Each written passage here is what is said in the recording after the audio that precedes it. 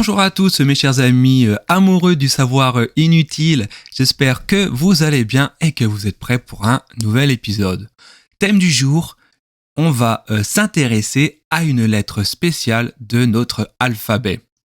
Avant de se pencher sur la question du jour, n'hésitez pas à vous abonner si ce n'est pas encore fait.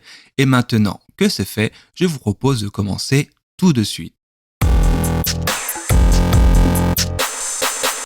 Comme je vous l'ai dit juste à l'instant, le thème du jour, c'est en fait l'origine d'une lettre un peu spéciale de notre alphabet. Et cette lettre, je vais la nommer, il s'agit du Y.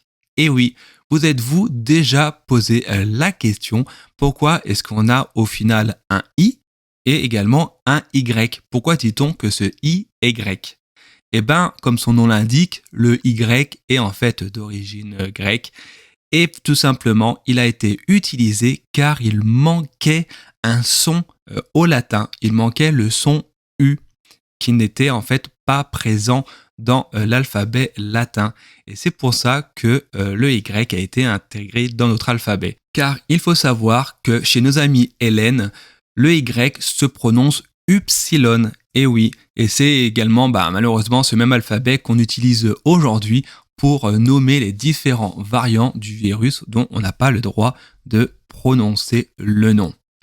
Évidemment, avec le temps, le son de cette lettre a évolué et aujourd'hui, en français, il faut savoir que le Y est la seule lettre que l'on puisse considérer à la fois comme une voyelle, puisqu'il se prononce I, mais également comme une consonne, puisqu'elle se prononce également J. C'est pour ça que dans la langue française, on la qualifie de semi-voyelle. Et ça, je suis quasiment certain que vous ne le saviez pas. Et encore une fois, vous allez pouvoir étaler votre science au prochain apéro, au prochain repas de famille.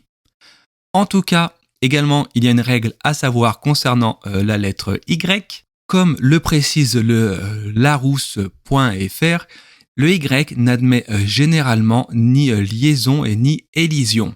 C'est-à-dire qu'on dit le yoching, par exemple, et non pas l'yaching, et on dit également les yaourts et non pas les yaourts.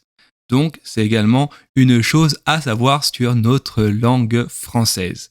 Également, pour rappel, je vous informe que le U dans les autres langues latines, comme par exemple l'espagnol, le son U n'existe pas. Ils ont des difficultés monstres lorsqu'ils veulent parler français pour ne pas dire un OU à la place.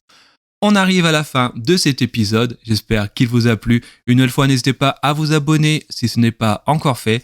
Quant à moi, je vous souhaite une bonne journée et je vous dis à très bientôt.